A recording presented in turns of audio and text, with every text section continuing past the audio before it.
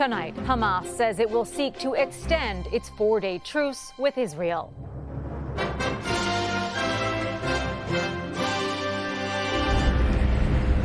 The push to keep the pause going in the Israel-Hamas war. We will not stop working until every hostage is returned to their loved ones. As more hostages and prisoners are freed on the 3rd day of the deal. A shooting investigation in Winnipeg. Obviously, we're dealing with something very, very serious today. 3 people dead, 2 critically hurt. Plus, the quest to crown an official queen bird takes flight. In some cities, there's been more people that voted for the official city bird than in the municipal election. Regina flutters with anticipation as the competition goes beak to beak.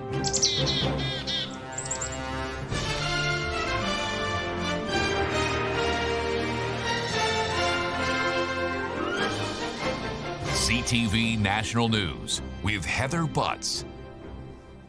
Good evening. On the 3rd day of a carefully negotiated ceasefire, Israel and Hamas currently abiding by the agreement, with both prisoners and hostages released. Some very emotional reunions today, with children reunited with their families, now undergoing medical and emotional evaluations. 9 children and 2 mothers are among the 17 people freed today, that group including 3 Thai hostages. And American-Israeli Abigail Edan, her parents both killed by Hamas. In exchange, dozens of Palestinian prisoners were released from Israeli detention centers. 1 day of the deal remains unless Israel and Hamas agree to an extension. CTV's Jeremy Sharon starts us off. In Israel today, this convoy carrying some freed hostages greeted with cheers by hundreds after leaving Gaza. At the Rafah border crossing, in this now familiar scene, others taken through Egypt. A total of 17 hostages were freed today. For medical and safety reasons, some were taken straight to Israel, said this military spokesperson. Among those freed today, 4-year-old American-Israeli Abigail Edan. What she endured is unthinkable. 2 days ago, one of our fellow Americans, a little girl named Abigail, who turned 4 years old, she spent her birthday, and at least 50 days before that, held hostage by Hamas. This video, released by Hamas, said to show the moment hostages were transferred over to the Red Cross. In return, 39 Palestinian prisoners also released today, most of them teenagers, welcomed by hundreds in Ramallah. The deal for a 4-day pause also hinges on access to aid in Gaza. Egypt says at least 120 trucks entered today. This as Israeli Prime Minister Benjamin Netanyahu met with troops in Gaza on day 3 of this truce, vowing to eliminate Hamas and ensure Gaza does not threaten the state of Israel again once the deal is over. And along Israel's border with Gaza, tanks were deployed today. But as emotional moments like these emerge, young children reunited with their families, there is hope more of this will be made possible. The deal calls for every 10 hostages released to extend another day. So I'm hopeful this is not the end. It's going to continue. Now, the humanitarian pause is set to end tomorrow. But tonight, word both sides have expressed interest in extending the deal. Heather? Thanks, Jeremy. This conflict has brought pain and agony to people around the world, many with close ties to those being released on both sides. CTV's Kamal Karmali on one Canadian connection to some of the hostages heading home. As a fragile truce between Hamas and Israel leads to more hostages being released. Just look at this happy family. Half a world away, the emotional ripples are also being felt. Just tears of joy.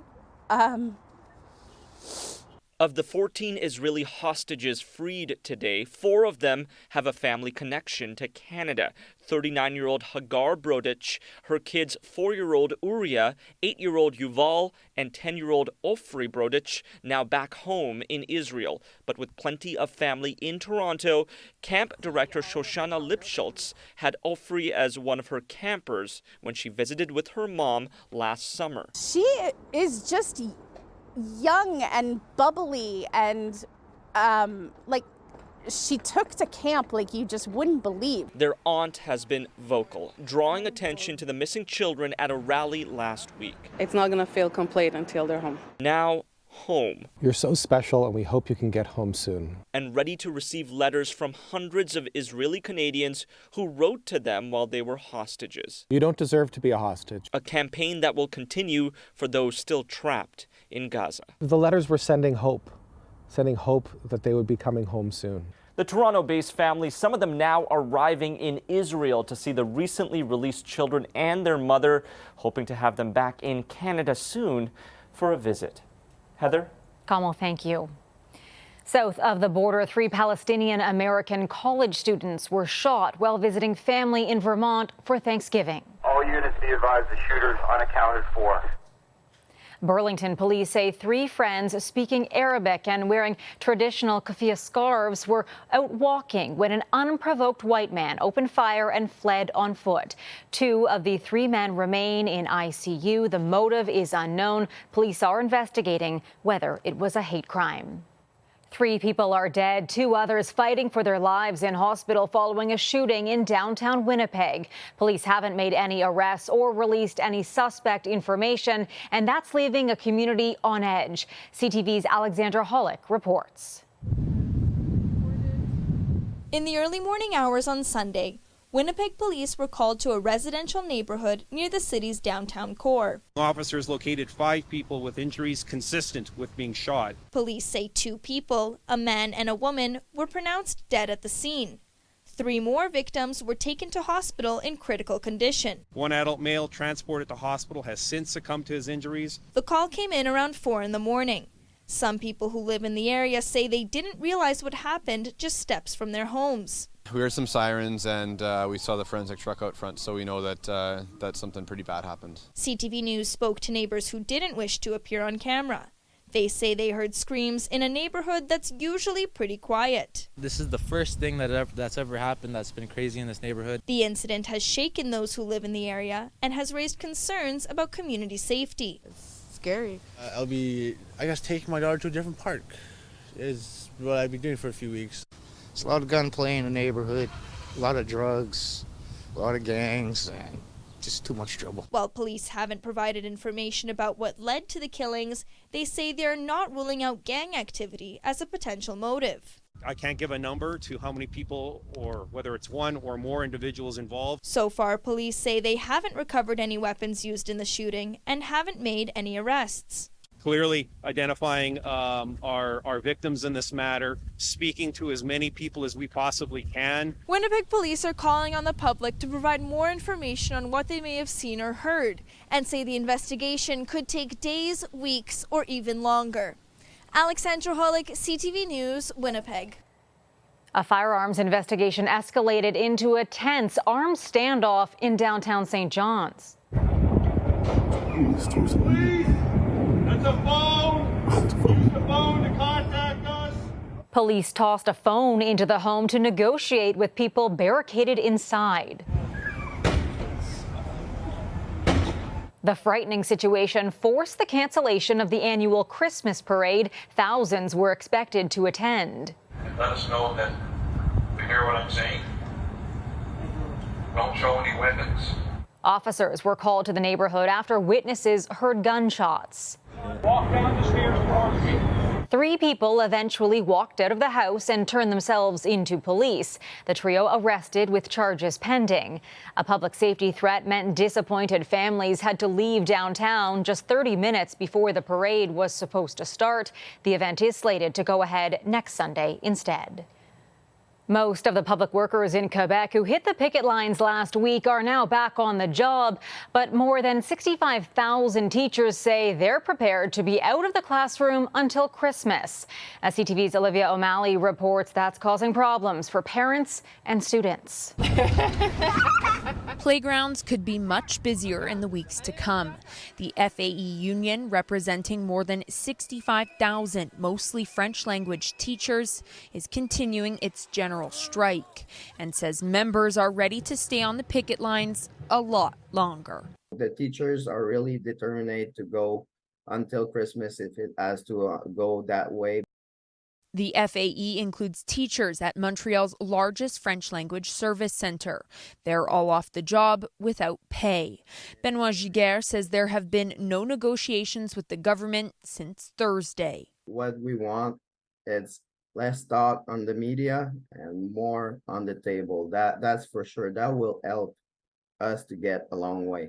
Some parents say having children out of school for more than a month is a big problem. For us personally, it's really stressful. That's not okay. Not a great news. Letitia Bourgeon says it's hard on her and her 6-year-old son. It's been a challenge with work. I had to work less hours. Despite the challenge, most parents told us they will continue to support striking teachers, but they do worry their kids will fall behind. We don't speak French at home, and so it's going to be a setback, I think, for his language learning. The Quebec Federation of Parents Committee says this is also its biggest concern for school-aged children. So every time there's a break, and the longer the break is, the more that their success is put at risk. The FAE says it understands parents' concerns and says they would prefer to be in the classroom rather than on the picket lines. We want a collective agreement that will be for us for better working condition, but for better learning condition for the students also. The Common Front told CTV News it wouldn't be speaking publicly today, but says meetings with a conciliator are taking place and to expect an update during the week. Olivia O'Malley, CTV News. A battle between Alberta and Ottawa over clean energy policies may be heating up. Premier Danielle Smith is expected to share details tomorrow on a move to invoke the province's Sovereignty Act. CTV's Tony Grace has more. Motion is carried and so ordered. Almost a year after it was adopted, Premier Danielle Smith appears ready to use the Alberta Sovereignty Act, a law designed to let the province reject federal laws and policies it deems harmful. This is sort of a preemptive shot across the table at the feds to say Alberta doesn't want this and we're going to fight you on it. Smith has argued Ottawa's draft clean energy regulations, including the goal of a net zero energy grid by 2035, would put the province's power companies and power grid at risk, and took shots this weekend at the federal environment minister. Stephen Guilbeault, I don't know. He's a maverick. He doesn't seem to care about the law, doesn't care about the Constitution. I do, and we're going to make sure that we assert that. I mean, the premier keeps saying, to the federal government, stay in your lane. But some observers wonder how much teeth using the Sovereignty Act will have in securing jurisdiction when it's being used to fight goals and targets versus policies and laws. I'm not sure how you come up with a strategy to address something that hasn't happened yet. This is entirely about trying to get the federal government to respond to her. Noting there's likely still time to negotiate target dates before the impasse ends up in the courts. Ottawa recently lost 2 court rulings dealing with federal provincial jurisdiction. I think that if Mr. Trudeau were smart about this, he would sit down and talk to her again. The Trudeau government also under pressure on other energy issues, including limited carbon tax carve-outs to deal with skyrocketing energy prices. A spokesperson for Federal Environment Minister Stephen Guilbeault said today they want to keep collaborating with Alberta and said the clean energy regulations will have flexibility. We should know by later tomorrow, Heather, just what Alberta's next move will look like. All right, thanks, Tony. Coming up, from the rink to the research lab. I want to prevent this from happening to someone else. A former hockey player, now a champion for youth concussion care. Plus, the robot companion created with a little coding and a lot of compassion. The widespread shortage of Ozempic has prompted an Ottawa man who relies on the medication to launch an online petition calling on the federal government to prioritize the drug for diabetics. I think it's important to state that not every diabetic has an alternative. Then if they have an alternative, can they afford to use that? Ozempic has become a popular weight loss drug, not just for obesity, but also for cosmetic purposes. Health Canada has not approved its use for weight loss, but says it's not within its jurisdiction to dictate how drugs are prescribed. A former hockey player whose career was cut short due to head injuries has dedicated his life to research, treatment, and prevention of concussions. And as CTV's Kevin Chirac reports, that research is now pointing to issues in the healthcare system. Scott Ramsey didn't shy away from the occasional fight. Can you wave to the camera? He estimates he had around 70 in his junior career, resulting in multiple concussions. I'll tell you, like, really simply, it was hell. Insomnia, severe migraines, anxiety, and depression were just some of his symptoms. I had such bad photophobia, so sensitivity to light, that I'd have to sit in my parents' living room with sunglasses on during the day. Based on this scan, this is a normal brain. He still has a CT scan from a fight over a decade ago. Despite feeling off, it showed no signs of brain injury, so he returned to the ice. But the symptoms never left. He retired shortly after with many questions and concerns around concussions. I was like, there's a huge gap here. What's going on? So he became a nurse and started working and researching brain injuries. Now a UBC PhD grad, he recently completed a dissertation looking at concussions in more than 20,000 BC children over the past few years. A key finding, he says, despite the importance of follow-up visits of pediatric concussion management, he found that follow-ups weren't too common. If you do have a timely follow-up visit, so a follow-up visit within 28 days of your initial concussion diagnosis, then we can prevent persistent post-concussive symptoms from happening. Around 400,000 Canadians suffer from concussions each year, and the science is growing. A team of researchers in Ontario recently received more than $5 million in funding from the Ontario Brain Institute. It's a way for us to better understand how do people recover across the entire diversity of people with concussion. Keep walking, Ben. Back in BC, Ramsey says he'll continue to advocate for better health support for brain injury victims and changes in youth sport, including no more fighting in junior hockey. I want to prevent this from happening to someone else. That includes his own son, who he won't stop from playing hockey, but says he'll do what he can to make the game safer for future generations. Kevin Chirac, CTV News, North Vancouver. Still ahead, feathers fly in a fowl competition. The Queen City aims to crown an avian ambassador. Regina, known as the Queen City, is now on the hunt to crown a queen bird. The city was certified bird-friendly last year, kickstarting a community-wide effort to find a feathered icon. As CTV's Allison Bamford tells us, it's become a fowl competition. Regina's bird population is hungry for some competition. The city was one of 14 communities certified bird-friendly last year, sending the search for an official bird into flight. I was told that in some cities there's been more people that voted for the official city bird than in the municipal election. It can get quite heated, apparently. There are 6 finalists in the running: the black-capped chickadee, American white pelican, peregrine falcon, red-breasted nuthatch, gray partridge, and the Canada goose. Each bird is assigned to a panelist who now must make their case. Chickadees are a very, very cool little bird. When it gets really, really cold, they can actually drop their body temperature about 10 or 12 degrees. Just like people in Regina, these are hardy little birds that can take whatever nature throws at them. The city received more than 700 nominations. CTV's Nelson Bird was one of them. I laugh at that because it's just silly. He didn't make the final cut, but did make the panel with a strong argument and close personal tie to the pelican. I'm reminded of my old dad. He used to have a saying, a funny bird is a pelican. Its mouth can hold more than its belly can. And we would chuckle and we'd laugh, and we always remember that poem to this day. Saskatchewan's official bird is the sharp-tailed grouse. In 2016, Canadian Geographic named the gray jay Canada's national bird. But a strong contender for Regina seems to be what some call the cobra chicken. The Canada goose is kind of the sure bet to represent Regina. It's a little bit sassy. The Canada goose is, probably one of the favorites, and other than the stuff they leave behind. Half of the finalists fly south for the winter, so once Regina votes next month, the city might just have to wait until spring to celebrate with its official bird. Allison Bamford, CTV News, Regina. All right, the chickadee gets my vote. After the break, the programmable parrot, designed by a young boy as a compassionate connection for people of all ages. We leave you tonight with a new companion created by a young boy to comfort people of all ages. Using his remarkable computer skills, he's coding connections between humans and AI. And as CTV's Adam Sawatsky tells us, he has a goal of programming a more compassionate future.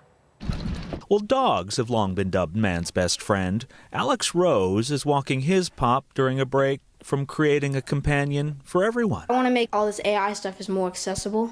The 11-year-old has built a robot, his mom Amanda Rose says, after her boy started deconstructing toys at 2. He was wanting to figure out how it works. When he was 5, Alex started reading car manuals from cover to cover. Sometimes at night I don't even read books, I just read the manuals.